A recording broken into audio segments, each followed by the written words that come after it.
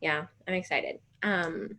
So yeah, right now we're just gonna welcome everyone. So hi, thank you everyone for joining. If you're here right now, we are so excited for this Jolt Talk and to highlight and talk to these amazing businesswomen from across the state. So yeah, thank you guys so much for being here, Cindy, Amanda, and Roxie. This is kind of really important as we are exiting Hispanic Heritage Month to bring light to women who are not only members of their community but are highlight these amazing businesswomen voters. That's the Facebook Live. So we're definitely on air. So yeah, thank you so much for logging on. We're gonna wait a couple of minutes just to make sure everyone is on for so that they can listen in. But yeah, what did you guys do today? Run around like a crazy person. Yeah, I ran around a lot. I'm a procrastinator, so yeah. I was like jumping from one thing to the next, and then I was like, oh, okay, we're like 30 minutes away from jumping on live. I need to wrap everything up. I'm also, okay, I think everyone has a little bit of procrastinator in them. I'm just gonna put that out there. I'm also like super scatterbrain. So I'm always like thinking, okay, like I have to do this and then do this. And then I'm doing something. And then by the like next thing you know, I'm doing something else and I haven't even finished up what I was doing in the first place. So I'm the same way. Yeah. All right. Did you guys work today? Yes. No, I've been trying to do the whole working for myself thing. So, and then I'm in school, so I was in class today. Okay. I had to mark it yesterday, so today's my day to like catch up for Wednesday through Saturday. It's my off day, but it's my cleaning day, so it's not really an off day. Yeah, today's my day off. Yeah, but I was doing shipping. I'm like, great. I love your plants in the back. Thank you. I had to improvise because everybody's in my living room. I was like, where can I go? This is my bed. I'm visiting my parents and they're remodeling. So I'm like, I'm going to go sit outside. And my mom's like, what happens when the sun goes down? And I was like, I'm going to improv.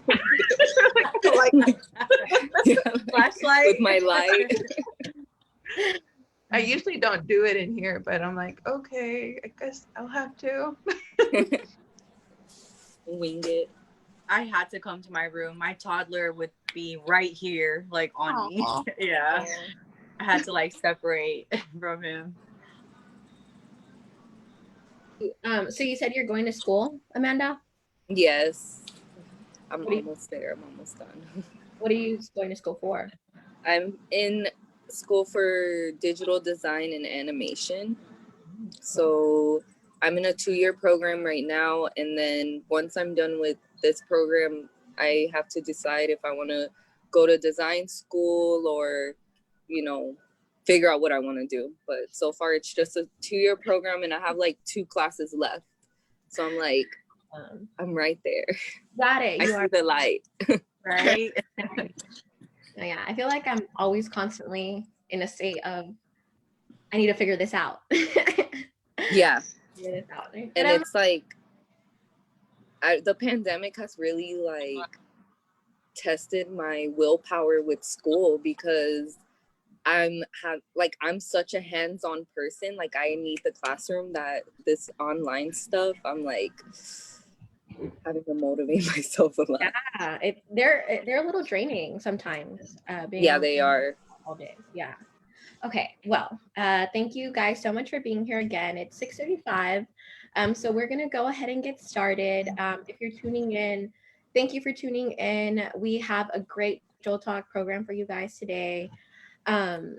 Without further ado, I just want to shout out that if at any point you guys have a certain question or particular question for any of our panelists and speakers today, please feel free to type it into the Facebook chat and we will get to them at the end, and kind of have a little open space for our panelists to answer the questions, as well as we are get out the vote mode now that voter registration has come to a halt yesterday.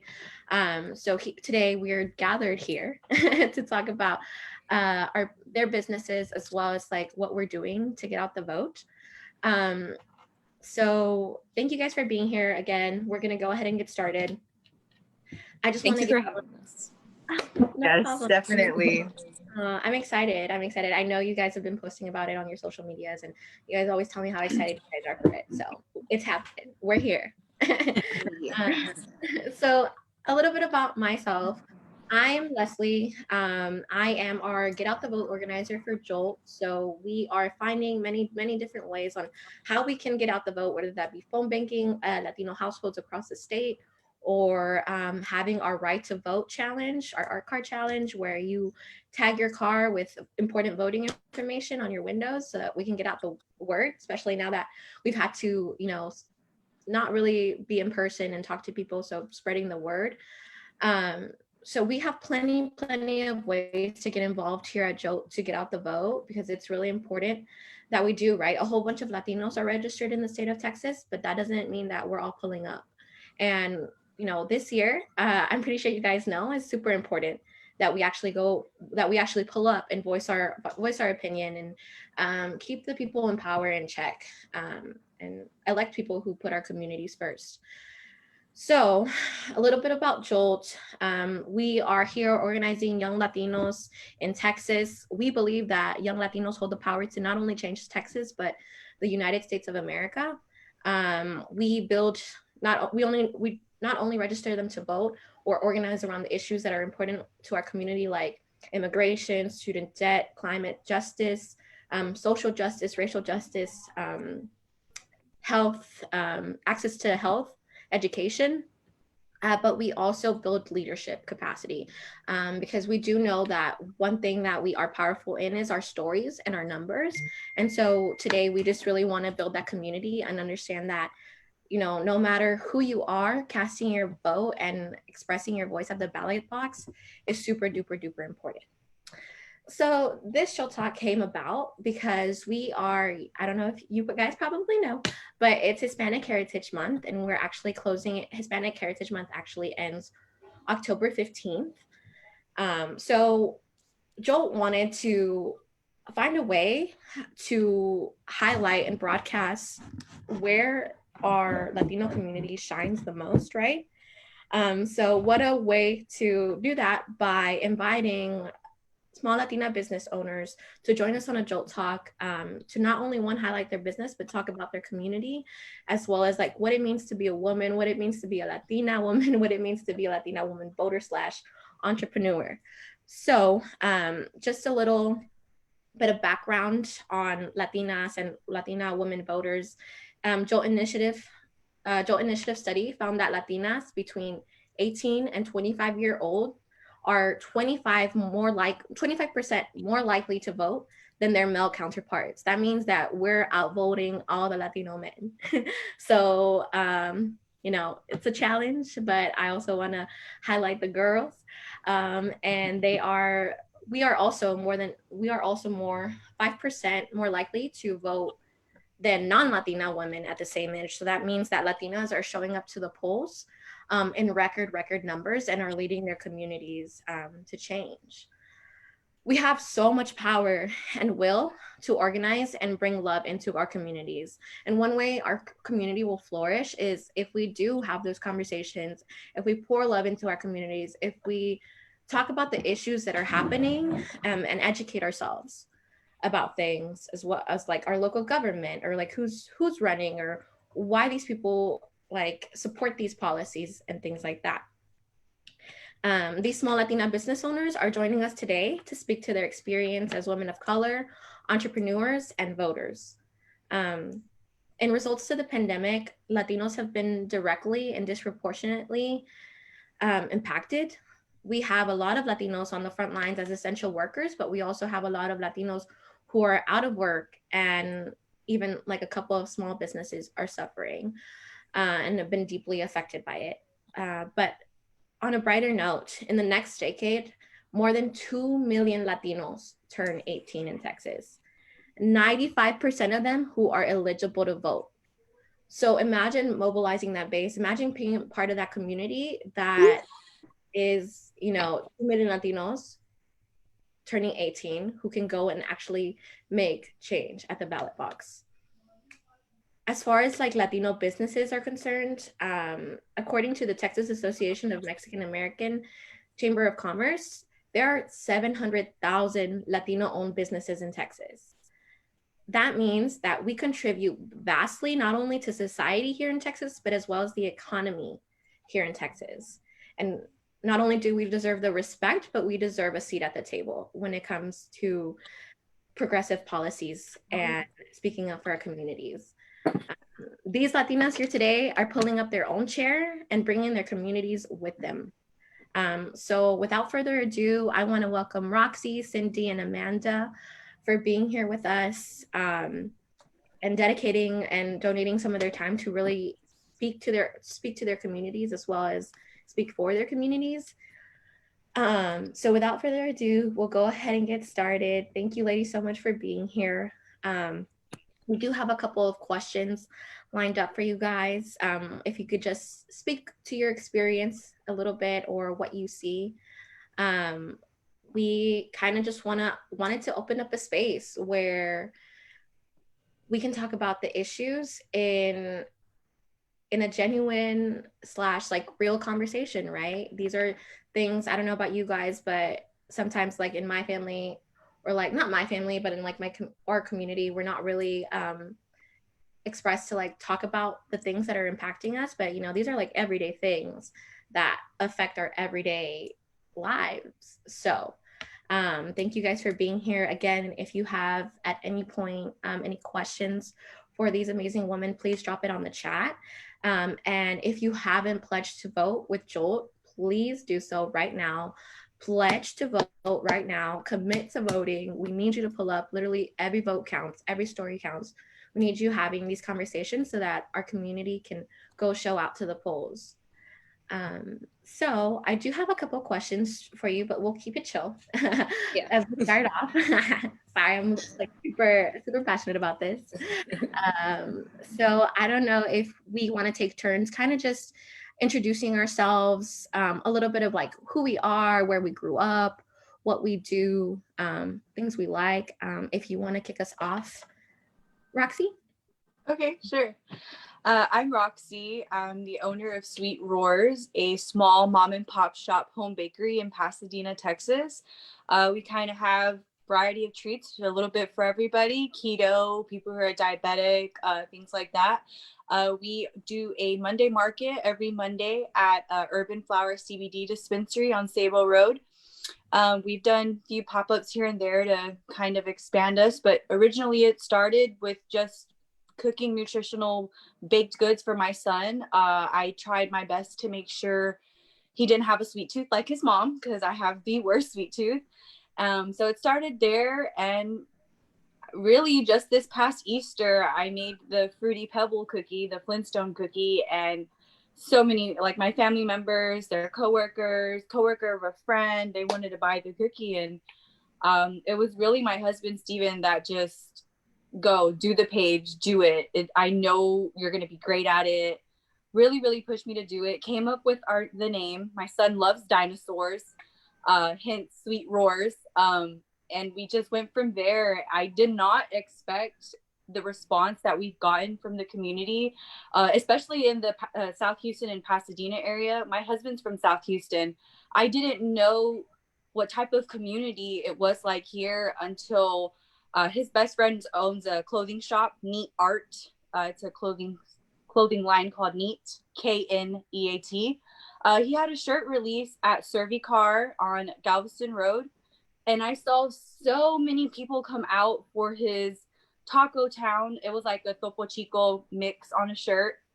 They came out and I was like, oh my God, like all these people went to your high school, all these people you knew in middle school, like they're still keeping up with you guys, still coming out to your events. And seriously, everyone who's bought for me knows my husband, knew him through middle school, knew him through high school. Oh, I saw Steven here and saw Sweet Roars was here at a market. So now here I am trying it. I just see how big the community here is. And the response has been absolutely amazing. Like, I cannot thank people who buy from me enough, because it's like some people who buy from me twice a week. It's insane. I'm enjoying it. I love baking, and I did not expect for this to become full time, but here I am. I love what I do every single day. I'm on mute. This happens all the time. I was like, oh. I caught myself though. That's awesome, Roxy. That's beautiful to hear. One thing that we'll talk about later is like how our families play a part in like our businesses and stuff. So I think it's beautiful that you spoke to that. What about you, Cindy? For me, okay. So we started in 2009. My mother and I own CocoAndré Chocolatier together. Now we're CocoAndré Chocolatier and Horchateria because of the pandemic. But we started in 2009. So I've been at this at 11 years now. And I think this year has really shown me how much, like how Roxy was talking about community, our community has really shown up for us this year. We really thought we weren't going to make it through the summer. And I was already like, okay, if we sell the shop, we can pay off this and then I can still be okay. And like, we were having those thoughts already. And then we started promoting ourselves and people started asking for us to open up and when are you going to open? And I kind of got in a funk where I was kind of depressed for a minute and I'm like, this is it. Like, this is the year that we close, right? And my anxiety kicked in and I didn't want to get up. And fortunately, our community showed out and kept asking for us and for us to open up and started ordering.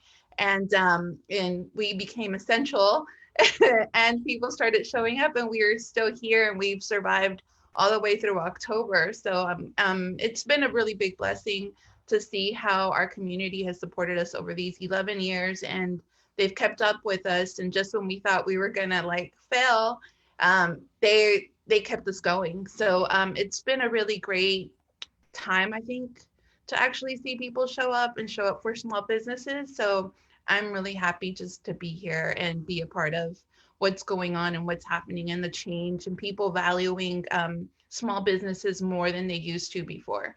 I think even as for me, like I've started working more with instead of seeking out, like bigger brands, I'm looking for like people in my neighborhood to keep the dollars in our neighborhood. So I'm really happy to be part of this movement as well. Yeah, no, thank you so much for sharing that and being open and vulnerable about your experience. I'm happy you're here and I'm happy that your community showed up for you. That's exactly what community means, right? Yeah.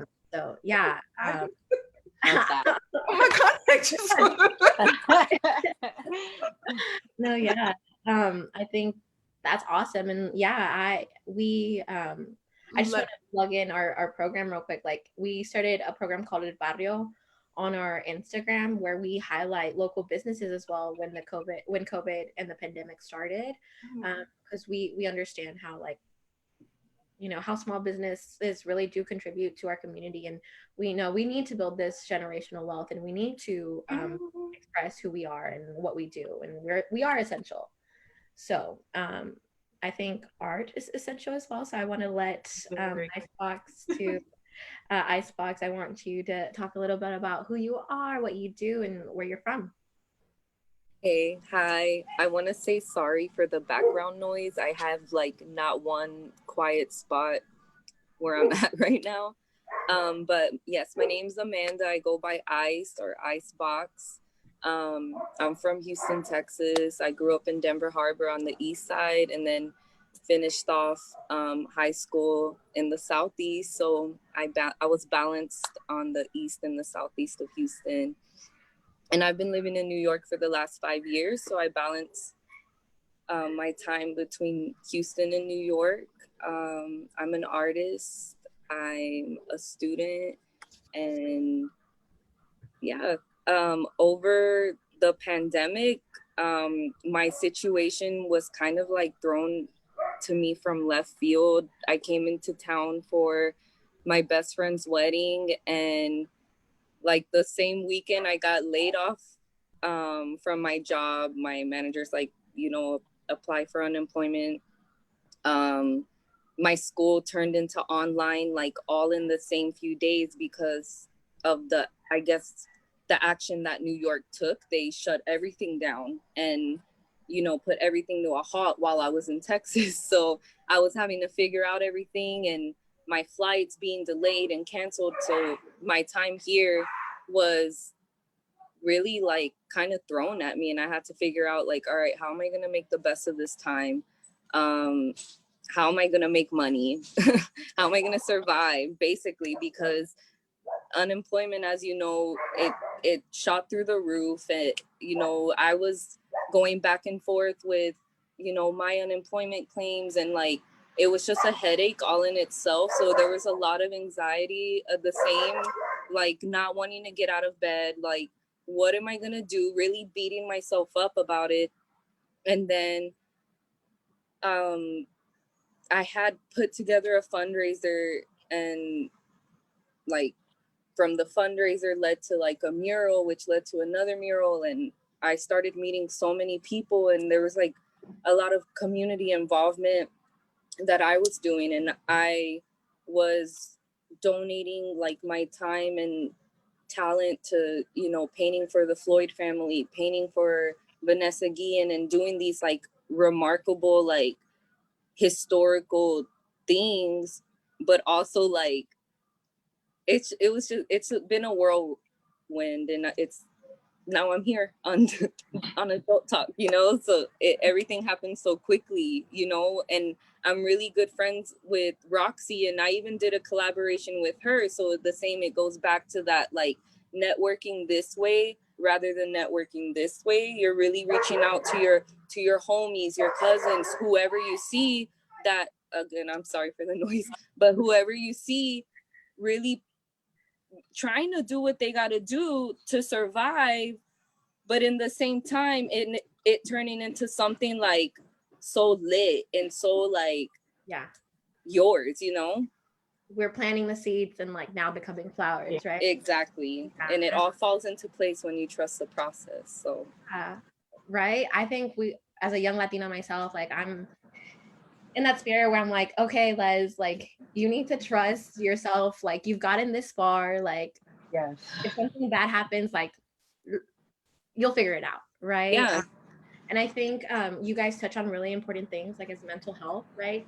Mental health is one thing that the Latino community, you know, really sometimes suffers from or has, but you know, we don't really talk about it. It's not really inscribed into our like everyday lives, or it's kind of just like pushed to the side. But I think it's really important that we talk about those kind of issues, as well as unemployment rates and how our Latino community was impacted by this. Because I know a lot of my friends who had to apply for unemployment. I helped my roommate's like dad apply for unemployment, and it's just really annoying when you're already dealing with so much anxiety and things, and then having to try to work so hard to get something that should already automatically, like, easily be you, you know. So I think that you guys, thank you so much for introducing your businesses.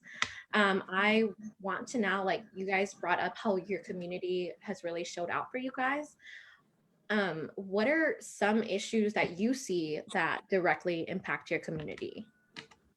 Whether that be like climate change, student debt, immigration, really anything like that. Who wants to go first? I'm like, because I can go off on all of them. I know, you can start us off, Ice. Okay, well, I'm gonna start with climate change, really, because I think this is a topic that we've been talking about, and maybe a lot of us haven't comprehended until recently in our adulthood, but it's been something that's been of conversation for years. And when you have an administration that influences a Republican governor, like, that directly affects us, you know, and it directly affects Texans. You know, temperatures are rising. There's no change of seasons out here, you know, and there was literally a climate alliance that did like federal studies and did thousands of studies and included 13 federal agencies that presented information to an administration. And I think that, like, number one, Houston provides a lot of jobs, but at the same time, Houston has like the capability to transform these like oil industry jobs. Like my parents stay off of 225. They have a perfect view of the chemical plants. And I think that we need, and I'm probably gonna get like arrows thrown at me because like Pasadena is like, you know, this side going to Baytown is that like, and the plants, like everyone works here. It provides a lot of jobs to a lot of people and a lot of Latinos and Latinas, like a lot of people in our community. So it's hard when you have like there needs to be like a decent plan amongst local government, federal agencies, like whatever it is. Can we, you know, erase what we've done the last decade? No, but can we try? We need somebody that listens to science and is open to progressive climate change activists that have done the study, have put in the time to like figure out how you can provide jobs in a clean way, you know? Yeah. And how we can transition these jobs in like a clean way. Yeah, I totally agree. And I kind of do want to touch on what you talked about, how like those plants employ our community. And so sometimes when you're being employed and given resources from this outlet, it's really hard to speak against it, right? People I live on that side of town as well. And like people in these communities have higher rates of asthma, and then they have to go to the hospital and then pay medical bills and then they go into debt. So it's just like this like system, right? And so again, I think you're right. I think we need to push for leaders who are going to lead us in a way where we're creating green jobs, green sustainable jobs. That doesn't mean laying people off. It means creating just a greener system that is not going to negatively affect our communities. So thank you so much for sharing. What about you, Cindy? What are some issues that you see in Dallas? Gosh, I mean, the way Amanda just touched base on that, because I have family in Pasadena and they all work in the refineries. So even though I'm in Dallas, it's affected our family greatly. So I do see pollution. And then, you know, being one of the biggest problems, I had an aunt that passed away because of cancer. She's never smoked in her life, but she got lung cancer from the air pollution in Pasadena. So it's just really affecting us in ways that we don't even see, that we don't even think about. Like everybody was just like, oh, she got cancer, and, you know, and it just happened. But it was the pollution from the refineries that, you know, attacked her body. And she's never smoked, she's never drank, none of this stuff. And, you know, she was just a wonderful homemaker, and she lost her life to you know, to air pollution. So it's just crazy, just how highly affected we are by everything around us. And I think when I was younger, I really didn't put two and two, especially in my 20s. So I'm just like so proud of all of you, like young Latinas that are just like, damn, so woke. And I'm in awe of y'all. Like I want to cry. Because it's amazing. Like I never thought this way. And I'm just like so proud of like the youth. And I sound like an old lady now, but I'm so proud of y'all because, you know, y'all just understand things in a whole different level. And I think it's really necessary. And it's amazing because you know, I'm also a first generation, my parents immigrated here from Matehuala, San Luis Potosí. And like, I never thought of that. I just thought of like, hey, get a job, you know, go to school. You know, I never thought of like pollution. I never thought about how far a degree can get you or it can hold you back, either one, you know, at this time and place. I never thought of all these things. So I'm just in awe of like, now as an older person and as a person that's a mother to a 22-year-old, I see like how all these things are now affecting us. And I think on a deeper level now. And for me, I think everything affects us now. I just see it financially. What's going on in the news affects us. Because now I'm trying to build generational wealth, and I'm like getting into stocks and stuff. And it's something that we aren't taught. We aren't taught how to have credit. We aren't taught how to have stocks. We aren't taught how to, go to college without having so much debt. We aren't taught all these things. So I'm just in awe of all of y'all and all the things that y'all are doing and how much y'all are learning and how much y'all know. It's impressive. It's amazing. No, right. I know. I'm like so proud of like the women that, like, I'm older and I surround myself with a lot of people that are younger than me. And sometimes I don't think they realize how proud I am to interact with them, because they are teaching me so much more than like on a level that I would have never thought of. So I'm just so proud to be surrounded by like all these young women that are doing so many things at such a young age. And I thought like I was a badass and that I was doing it. And I'm like, nope, they're doing it. Like I just met a girl that's 23 and she's buying a house. And I was like, well, shit, I bought mine at 27. Like, like, I'm just you did it. Everybody else, they're doing so much at such a young age. It's just crazy. Like, I'm just like voting wasn't a thing for me until I got my business. Then I realized how important it was. And then, but it's just so much I could talk about, but I'll let y'all talk. I'll let Roxie go. I think, like, I feel like what you said, we're so busy just trying to survive. Yes. We cannot prioritize, like, we're not taught to prioritize, I need to go vote, because that's going to affect literally everything that I do every day in my life. Like, we're not taught that because we're so focused on trying to survive. But yeah, Roxie, what's an issue that you see that impacts your community? I definitely say student debt. I am a graduate from Yes Prep Southeast. I am first generation as well. My mother immigrated from El Salvador. And I actually, like, the entire process at Yes, you're required to take AP classes to get college credits. You're required to sign to a 4-year university. They have like an event called Senior Signing Day where you announce where you're going to spend the next 4 years.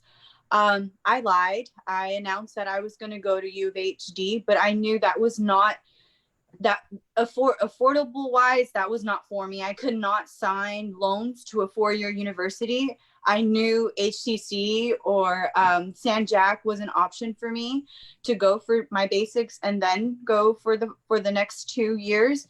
But a lot of times at Yes, they want you to sign to the 4-year university. They want you to commit to those 4 years.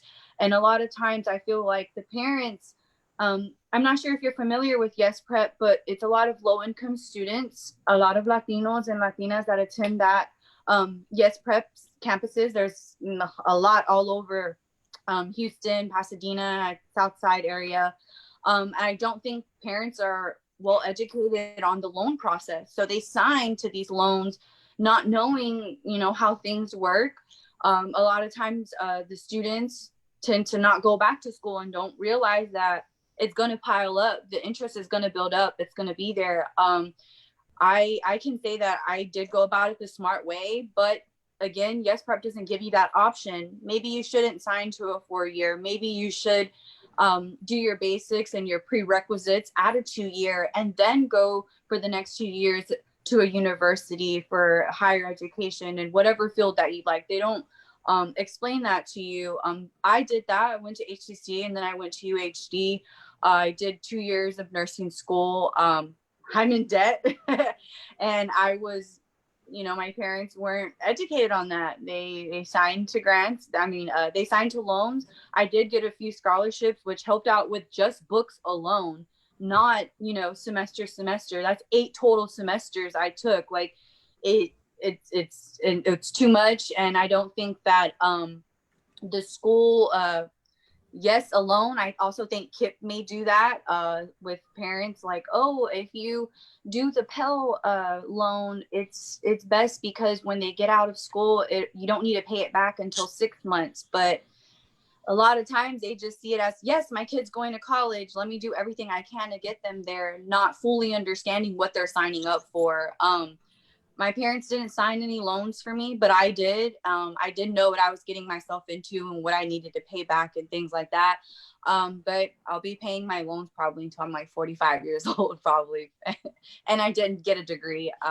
Sweet Roars took off, and this is what I'm doing full time. Thank you so much for sharing that. Yeah, student debt is a whole other thing that has definitely impacted Latinos in Texas, and like things like that, or just not understanding the process can get us into that debt, right? Texan students half of the students in Texas have student debt. Like that is crazy ridiculous. I don't understand. Like access to education you should not have to compromise your life for access to education. Yeah. So I totally agree. We're gonna shift the tone real quick. We're gonna play a quick round of 21 questions so that we can get to know our panelists and speakers a little bit better. So real quick, we're gonna go in order. So Cindy, you'll answer one question, Amanda, you'll answer one question, and then Roxie, you'll answer one question. So, let us know who you are. Let me pull them up real quick. All right. First question goes to Cindy. What is one thing that you do to make yourself feel powerful? Things I do. I put on makeup. I think lately that has been my only thing that makes me feel like I'm in control, is putting on makeup and trying to put at least my face together. I don't care if I'm in sweats, but I'm like, as long as this looks okay, I feel a little bit more confident when I'm talking to people or I'm meeting new people. So I think right now it's the simplest thing, is like makeup. Yeah, I totally agree. I've had my journey with makeup, but I'm discovering how to do it where it makes me feel natural and like beautiful. Yeah. Instead of taking me down, it highlights my yeah. All right, cool. All right, Roxie, who do you admire in your family and why? That's a hard one. I'm not really close with my family. I would say my mother-in-law. She's a breast cancer survivor. She raised my man to be a father, and he does not. Only raised by women, so I always look up to her on that. I hear all these stories that, man, she just went out and got it. Like, single mom of 2, you just got to go out and get it. And she's from South Houston. She's I feel like she easily can talk to anybody about anything, and just her journey and being a breast cancer survivor, I definitely look up to her. Yeah, that is amazing. Congratulations to her. Thank you Definitely. for sharing that. Amanda, what is your favorite type of food or dish? Easily conchas. Conchas or fideo. Like it's like how people food, it's like the little yellow box, like whatever, or however you make it. But that's like my go-to. Every time I come home, like I was my grandma helped raise me, so that was like the dish that I like went to her for. Like, I want conchas, I want fideo, like, and then yeah. And then whenever my mom makes it, like she kind of mastered like how my grandma makes it, so I'm like, yeah, I want fideo when I'm spoiled.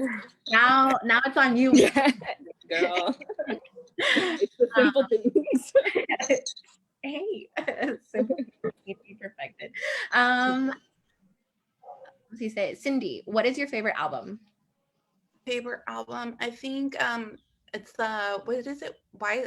Because I try to say it like Spotify says it. It says does it say Y La Bamba? I really like them right now. I think I've been into her for a while here lately. Or as Spotify says it, Y La Bamba. I'll have to tap into that. I don't think I've listened to them yet. I love her. She's indie. She's so cute. I love her. Okay. I lost track of who went. Roxie, right? Roxie. Yeah. Roxie's next. Okay. Do you consider yourself an extrovert or an introvert? I'm a little bit of both. I can tend to be like pretty reserved when I don't know you at first, but if our first meeting is like right away we vibe off, I'm definitely just gonna show out and show you who I am right away. I'm not shy at all once I feel like, we're the same. Okay. All right. Amanda, do you believe in true love? Girl.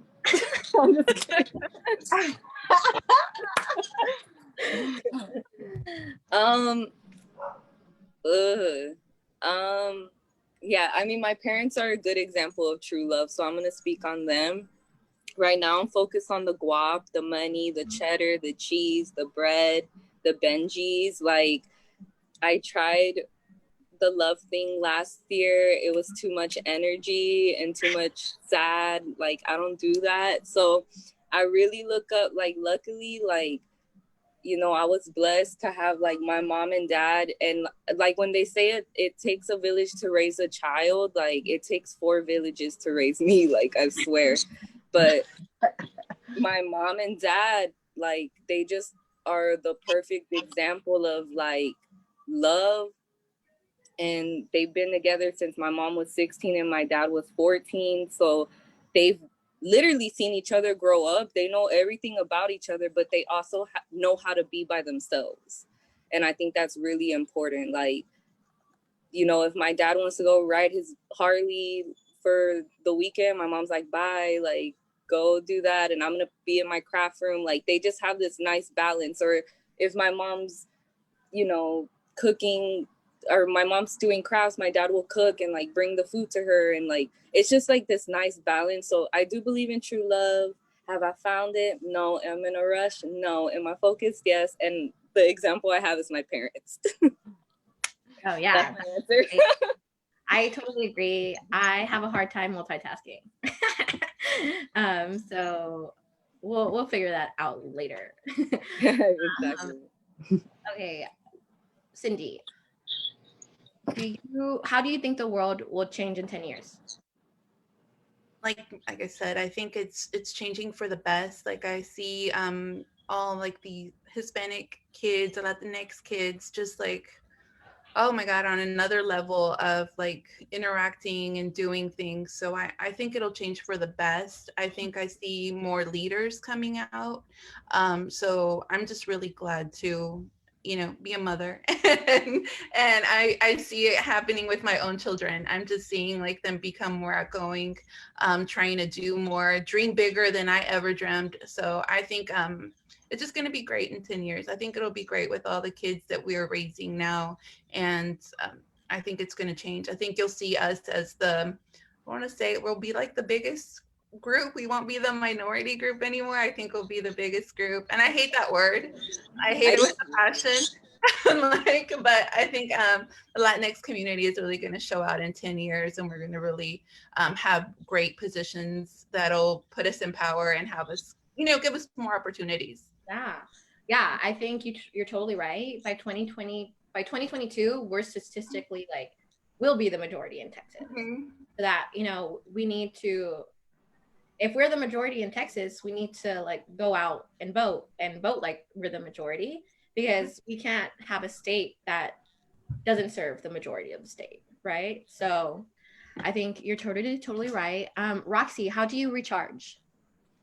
I love doing face mask, hair mask. I have a lot of curls, so that's pretty much like my daily Sunday routine. Mm-hmm. I lack on a lot of self-care, so I try to make that a priority because I'm doing a lot. I'm a full-time mom, full-time business owner. I lack on focusing on myself, so I try to implement that a thing. Face mask, hair mask, all the time, together, same time. Okay. Cool. Well, thank you. I think one thing I enjoy about being single is like the amount of self-care time that I can devote to myself. So we're chilling, we're cooling on this side. And then Ice, what is one thing that offends you?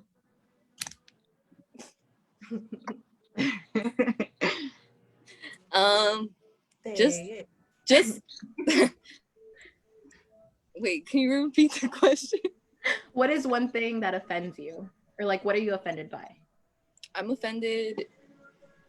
It might be like a 1 and then a 1A, but it's just the lack of, it doesn't even offend me, but I'm offended for you that you want to, don't be closed-minded and understand that the world is bigger than the bubble that you live in.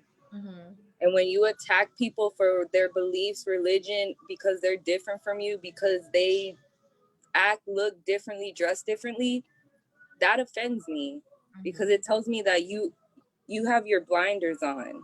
And whenever you finally like, and I'm speaking on this because like I love Houston so much, I ride or die, like I throw the H's up everywhere I go, but I left, you know, and I live in New York, and I've gotten to see like this very liberal city, you know, up close and personal, and like how diverse that city is. And I'm just like, Texas has that potential of like, we are that place, like, yeah. And I know that because when I'm out there and people are like, where are you from? And I'm like, Houston. They're like, what? Like, and people's eyes light up. Texas starts trends.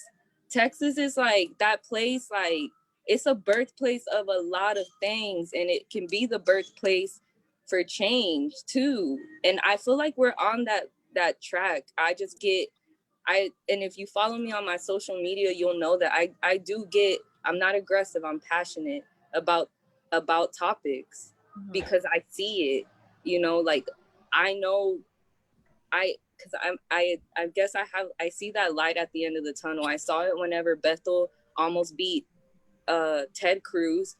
Like, we're right there, and there's so many free thinkers, like, and I'm not offended. I don't get offended easily, but I get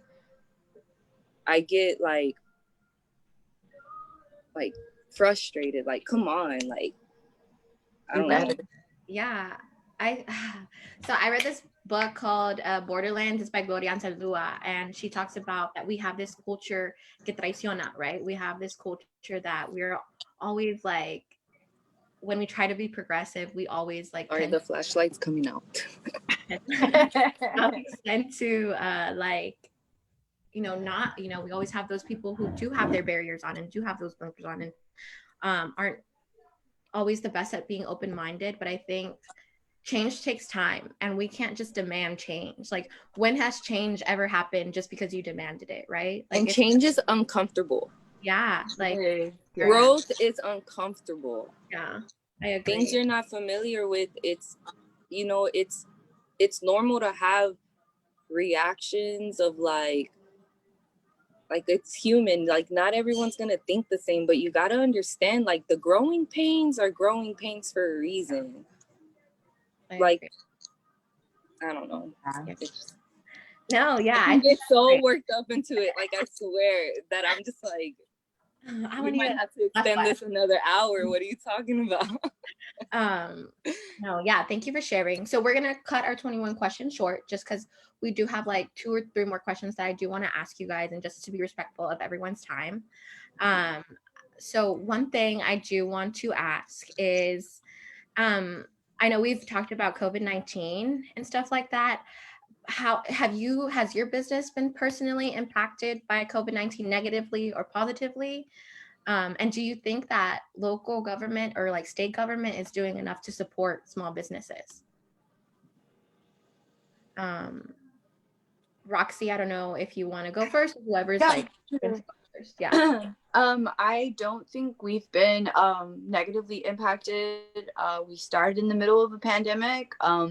And I think the only thing we were really worried about was like pickups and delivery and no contact.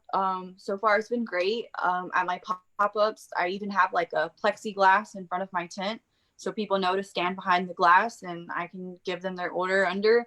But as far as local and state government, I don't know, like, I feel like yes and no, because when small business loan grant went out, at the time I was working for a small business in Los Angeles. I was working from home before Sweet Roars took off, and they're in the biofuel industry. And my ex-boss did not get the small business loan, and he's a pretty large green company. So I didn't understand, why he didn't. But I actually don't know one small business owner in Houston, Texas that did get the loan. So from a personal perspective, I don't think local government, as far as Texas, is doing what they need to do for small business owners. So yeah. What about you, Cindy? So we were affected negatively by COVID. So in February, we had American Airlines. We were on American Airlines. That's like my biggest account that I've ever gotten on my own. And we had that account, and then in February we noticed that were stopping ordering, and their orders were just getting smaller and smaller, and it wasn't as regular. And then by March, they had completely paid off their account with us, and they weren't ordering anymore. And then Whole Foods, I had just gotten a Whole Foods account too, and then they stopped ordering too. And I think I got their account like in October, and they were just starting to order, and then all of that stopped. So immediately, that's why I started panicking, like going into having anxiety, like what the hell are we gonna do next? And we applied for the loans, and we did get one. We got one of the PPP loans, and now we're finding out that it is forgivable, but it has so many rules that there's going to be some parts that aren't forgivable. And then I think we're still going to be taxed on it as a small business. So that's making it hard. I've heard some people say that they're going to have to pay like $6,000 in taxes on top of what they already pay. So that's a lot for a small business. So right now, I think that's worrisome. I don't think I do think there's help. There was help for us. But it also, with the help that they're giving us, it has consequences. So it's right. Yeah. So it's really scary right now for us, because we don't know how it'll go at the end of the year when we have to file taxes, if we'll be able to, generate that income to pay that off. And I don't know. So I'm just keeping close and listening to everything that's going on with the news and what this man is doing to us. So we'll see. I don't know. No, well, I hope everything works out, and I'm really happy you kind of spoke to like the loan stuff, right? There's so many barriers that even if we do get help, that we have to climb, right? Like imagine the people who apply for loans in like McAllen or Fort Worth and don't speak English, or kind of what we were talking about, like don't understand all the ins and outs of like applying for loans and things like that. So yeah, we are the Latino community in Texas either like are essential workers or like has had to file for unemployment or, or looking for jobs. So I think it's really important that, we've been talking about all these different issues right now. And this is what you need to go vote for. You don't need to go vote, like, yes, go vote and elect people, right? But you're not voting for Biden or for Trump. This election, take it as you're voting for the people in your community. You're voting for student debt. You're voting for your local mom and pop shops to like be so they can succeed. You're voting for education. You're voting, the system is not perfect. The system needs the system was never designed for us, right? The system was never designed for us. So how do we expect it to work for us? We literally need to go. Voting is the bare minimum. Like going to cast your ballot is the bare minimum. Like, what are you doing to make sure like stuff is gonna get better, right? So we are coming towards the end. So our last question that I have for you guys is, what are your next steps? Do you see, are there any specific issues you feel passionate about that you want to incorporate into your next steps? Why do you think it's important for your community to go vote? Like if you were selling voting to your community, like what would you say? I think for me, it would be just like your voice does count. Like we all need to be counted, to be honest. I think I've seen such a big change since I've been in business. Like this year, we've hosted a lot of people to register people to vote. And I've seen people actually are trying to get more involved, I think, than in past years. So I hope there is a shift, and I hope that people are learning that if we want to make some kind of change, we have to vote, even if we feel like it might not change things, but we have to let them know that we're here. Mm-hmm. Yeah. What about you, Roxie? I also feel the same way. I also feel like a lot of my customers are young. I feel like they are also outspoken about what's going on in the community and also hungry for change. I've actually seen a lot of my clients on their stories I've been looking out. They have gotten their parents to register to vote or gotten their aunts registered to vote. I've seen so many people the day y'all were at the park from 5 to 7 p.m. Jolt was at the park. I saw so many people reshare y'all's posts. People were going out. I just really hope, they don't see, like you said, they don't see that it's Biden or Trump, that they do see it's for the community. It's for you guys to have a voice and, go out and vote seriously. My family is really, my little family, us three, we're really big on voting. We get my son shirts and everything. We got him a Bethel shirt for that run. Like we go all out because I want my son to already know, like, my mom and my dad did everything they could to give me a better future. That was beautiful. What about you, Amanda? I'm just gonna encourage people to voice, like, just realize that when you won't know literally how loud your voice is until you use it. And the way you use it is literally like talking the talk and walking the walk to the polls, casting your vote. I don't care. Like, the conversation in between your house to the vote, like, I don't care who you're voting for, vote. Because if we're going to have the debate afterwards, I'm going to ask if you're registered and I'm going to ask if you even voted. Because if you didn't, then we don't need this conversation. Mm-hmm. And I know I come across aggressively, but it's how I speak. Like, sorry, not sorry. But also, guys, talk to the OGs. Talk to the older people. My grandma, like, she was a brown beret, like, I didn't know that until I asked her, she did the brown beret thing. She did the Chicano power stuff. So it's like, learn your history and then see if it inspires you to, like, get out there, That is so important, right? Like, and the reason I kind of wanted you guys to speak to, like, who you are, where you come from, is because stories have so much power. Like, and like you said, like, your grandma sharing her story about being a brown beret and, like, the Chicano power stuff, like, just voicing what happens to you every day, like what you think, you don't know how much power, like, that has to relate to someone, to make them feel like they're not here alone and doing it, right? I think this has been amazing. I think it's been beautiful to hear you guys speak and speak for your communities. I kind of just want to, I don't think we've had any questions from the audience come in, so I think that's fine.